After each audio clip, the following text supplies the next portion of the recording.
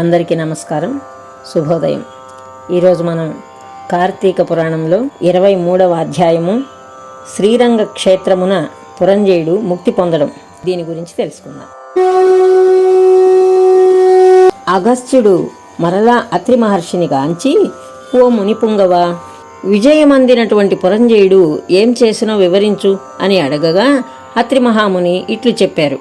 కుంభ సంభవ, పురంజయుడు కార్తీక వ్రతాచరణ ప్రభావం వల్ల అసమాన బలోపేతుడై అగ్నిశేషము శత్రుశేషము ఉండకూడదని తెలిసి తన శత్రురాజులనందరినీ ఓడించి నిరాటంకముగా తన రాజ్యమును ఏలుచుండెను. తన యొక్క విష్ణుభక్తి ప్రభావం వలన గొప్ప పరాక్రమవంతుడు, పవిత్రుడు, సత్యదీక్షా తత్పరుడు, నిత్యాన్నదాత, భక్తప్రియవాది, తేజోవంతుడు, వేదాంగవేత్త అయి ఉండెను. మరియు అనేక శత్రువులను జయించి దశ దిశలా తన అఖండ కీర్తిని ప్రసరింపజేసెను. శత్రువులకు సింహస్వప్నమై విష్ణు సేవా దురంధరుడై కార్తీక వ్రత ప్రభావమున కోటికి పడగలెత్తి అరిషడ్వర్గములను కూడా జయించిన వాడై ఉండెను. ఇన్ని ఏళ అతడిప్పుడు విష్ణుభక్తాగ్రేసరుడు, సదాచార సత్పురుషులలో ఉత్తముడై రాణించుచుండెను. అయినను తనకు తృప్తి లేదు. ఏ దేశమున, ఏ కాలమున, ఏ క్షేత్రమున ఏ విధముగా శ్రీహరిని పూజించిన కృతార్థుడనగుదునా అని విచారిస్తూ ఉండగా ఒకానొకనాడు అశరీరవాణి, పురంజయ, కావేరీ తీరమున శ్రీరంగ క్షేత్రమున్నది. దానిని 2వ వైకుంఠమని పిలిచెదరు.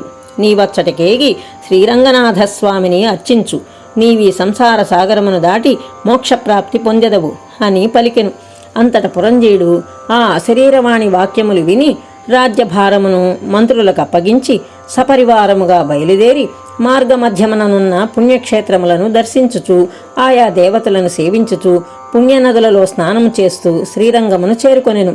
అక్కడ కావేరీ నది 2 పాయలై ప్రవహించుచూ ఉండగా మధ్యనున్న శ్రీరంగనాథాలయమున శేషశయ్యపై పవళించియున్న శ్రీరంగనాథుని గాంచి పరవశముంది చేతులు జోడించి, దామోదర, గోవింద, గోపాల, హరే కృష్ణ, వాసుదేవ, అనంత, అచ్యుత, ముకుంద, పురాణపురుష, హృషికేశ, ద్రౌపదీమాన సంరక్షక, దీనజన భక్తపోష, ప్రహ్లాద వరద, గరుడధ్వజ, కరివరద, పాహిమాం పాహిమాం, రక్షమాం రక్షమాం, దాసోహం పరమాత్మ దాసోహం అని విష్ణు స్తోత్రమును పఠించి కార్తీక మాసమంతయు శ్రీరంగమునందే గడిపి తదుపరి సపరివారముగా అయోధ్యకు బయలుదేరెను.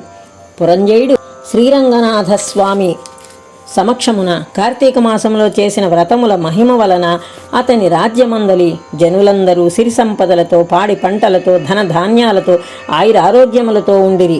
అయోధ్యానగరము దృఢతర ప్రాకారములు కలిగి, తోరణ యంత్రద్వారములు కలిగి, మనోహర గృహ గోపురాదులతో చతురంగ సైన్య సంయుతమై ప్రకాశిస్తూ ఉండెను.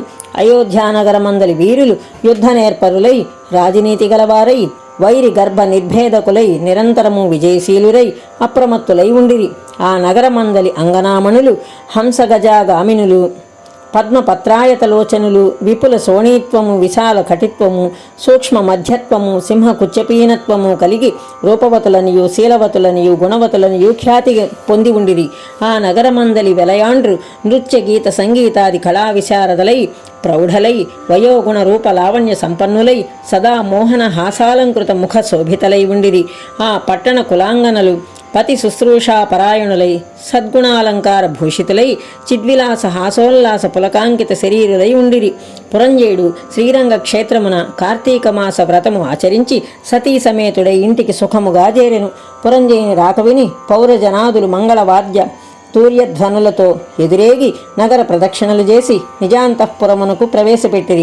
అతడు ధర్మాభిలాషి అయి దైవభక్తి పరాయణుడై రాజ్యపాలన మొనర్చుచు కొంతకాలము గడిపి వృద్ధాప్యము వచ్చుటచే ఐహిక వాంఛలను వదులుకొని తన కుమారునికి రాజ్యభారము అప్పగించి పట్టాభిషిక్తుని చేసి తాను వానప్రస్థాశ్రమము స్వీకరించి అరణ్యమునకు వెళ్ళెను.